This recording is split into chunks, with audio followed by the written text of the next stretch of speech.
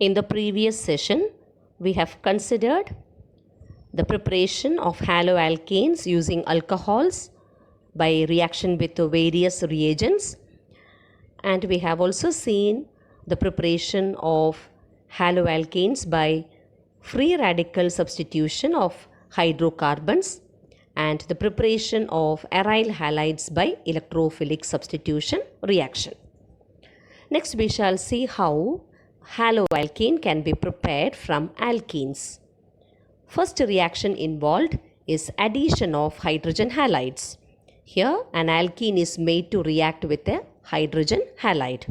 Consider the first example. Ethene plus HBr gives bromoethane. Here, the alkene given is ethene and it is a symmetrical alkene. So, from HBr, the H part can get added to any one of the carbon atoms. Bromine may also get added across the carbon-carbon double bond. So, you get the product as CH3CH2Br. Now, consider the next alkene, which is propane. It is not a symmetrical alkene, it is an unsymmetrical alkene. Therefore, how will HBr get added across the carbon-carbon double bond? There is a rule called as Markovnikov's rule. It is this rule which governs the addition of HBr to alkenes. And what is the rule? According to Markovnikov's rule, the positive part of the reagent gets attached to the doubly bonded carbon with the greatest number of hydrogen atoms, and the negative part of the reagent gets attached to that doubly bonded carbon with the lowest number of hydrogen atoms. So in propane, the addition will take place across the carbon-carbon double bond, and the hydrogen part will get attached to the CH2 carbon because it is with the greatest number of hydrogen atoms. So bromine will get attached to the CH carbon. That is how you get the product as 2-bromopropane. Now another example is given. If such a large molecule is given, you have to concentrate the carbon-carbon double bond center because that is the reaction center. Now how will HBr gets added across the carbon-carbon double bond? Now above arrow, what is written? Peroxide. The presence of peroxide shows that anti-Markovnikov addition takes place.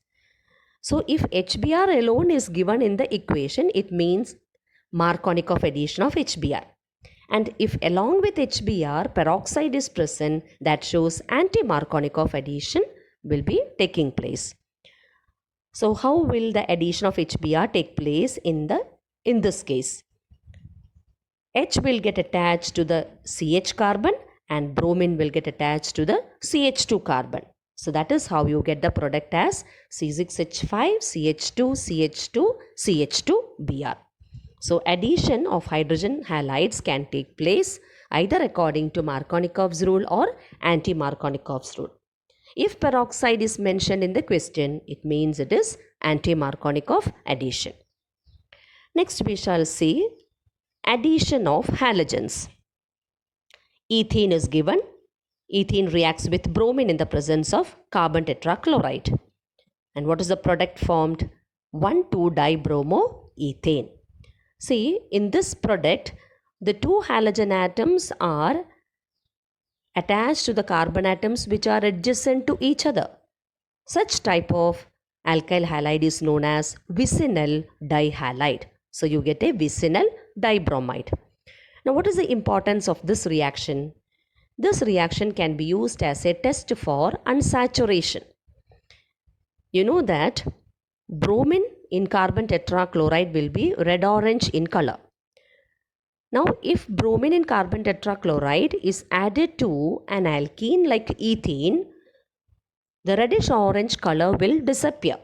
It is because bromine will get added to ethene and ethene changes to 1,2-dibromoethane. So, since ethene is an unsaturated compound, such an addition reaction will take place, and this test can be used as a test for unsaturation. We shall now discuss about the next method of preparation, that is halogen exchange, And from the examination point of view, it is most important because in that we have two important name reactions. One is Finkelstein reaction and the other is Schwarz reaction. So let us see what is meant by Finkelstein reaction. An alkyl halide reacts with sodium iodide to give alkyl iodide and sodium halide. So there is an exchange of halogen atoms. So that is why it is known as halogen exchange reaction. When an alkyl bromide or chloride is treated with sodium iodide, the bromide present in the alkyl halide or the chloride present in the alkyl halide will be replaced by iodide from sodium iodide. So that is why it is known as a halogen exchange reaction. For example, if you take bromoethane, when it reacts with sodium iodide, you will get the products as iodoethane and sodium bromide. And if you take chloromethane, when it reacts with sodium iodide, you get the products iodomethane and sodium chloride. Now, if you get a question, illustrate Finkelstein reaction, then you should write one specific example.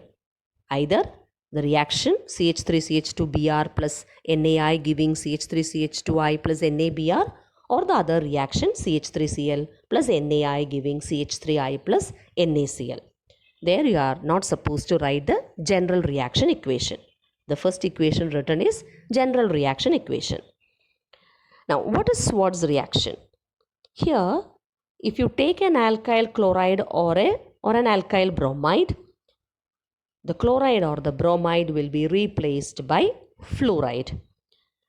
So, the alkyl chloride or the bromide should be treated with silver fluoride so that you get a fluoro compound. Now, consider the general reaction equation. Rx plus AgF gives Rf plus AgX. Here you will find that the halogen X, which can be either chloro or bromo, will get replaced by the fluoro. So you get Rf and AgX. Examples are given. Chloromethane plus silver fluoride gives fluoromethane and silver chloride. Chloroethane plus silver fluoride gives fluoroethane plus silver chloride. And if you take bromoethane plus silver fluoride, you will get the products fluoroethane and silver bromide.